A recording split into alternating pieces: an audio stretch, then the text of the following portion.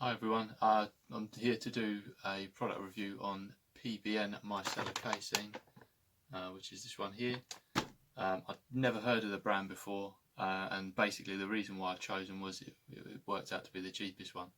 At the moment it's 15 quid on Amazon delivered if you've got Prime already, so I didn't find that I could beat that, so for me it was worth a go. Why I wanted casein was, if you've looked into it, it digests more slowly in your stomach, so it helps you to keep fuller for longer. And if I don't know if you used any sort of like Slim Fast product, whatever, their protein content mainly comes from casein.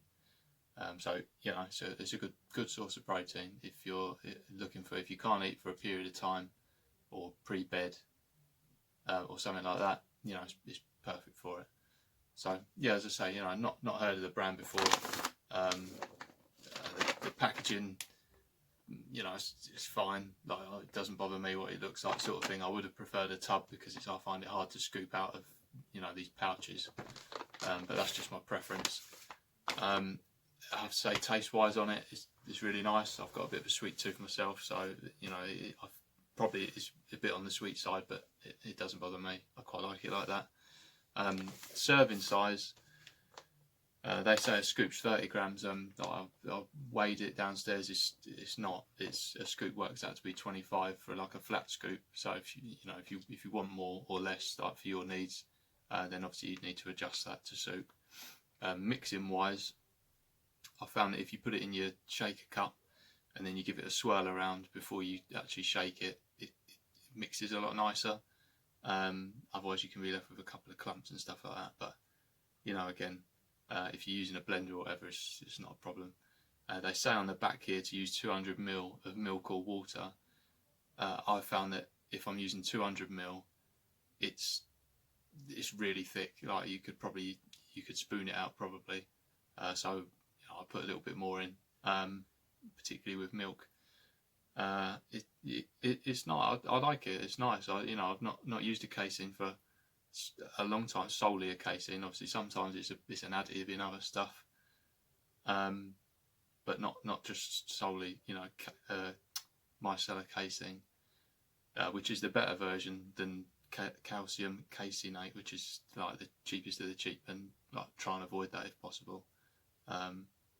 But yeah, just from reading about it, like, I can't pretend to be like a a nutritionist or whatever. But as I say, the protein content, which is the main thing I'm looking for here, is high, 76.8%. There are products out there that's higher, but this one's fine for me. As I say, it's a budget one, and it's fine for me, and it's doing what I need to do. I'm using it at the moment for my sort of lunchtime meal, just having that and some fruit, and it's fine. I'm not a big guy. I'm like sort of 13 stone, but it's filling me up fine, sort of at lunchtime, so I can get home and have my dinner, and it's seeing me through. So yeah, the main goal of it was that I would just be using that for the time being. Really, obviously training's kind of gone out the window as such. Obviously the gyms are closed in the situation we're in at the minute, so I'm just trying to keep the weight off that I've been losing, and sort of try and maintain it a little bit. So yeah, it's doing the job. Like, it's a good product. Not heard of the brand before. Worth a go. As I say, 15 quid on Amazon. If you want to buy one, I'm going to try and get a link somewhere for you to just link straight through to it if you wanted to get it. And as I say, I'll probably give it an 8 out of 10. Purely down to that, I do think there are ones with a better, higher protein content, and ideally I would prefer a tub. But as I say, 15 quid, yes, you can't really beat that.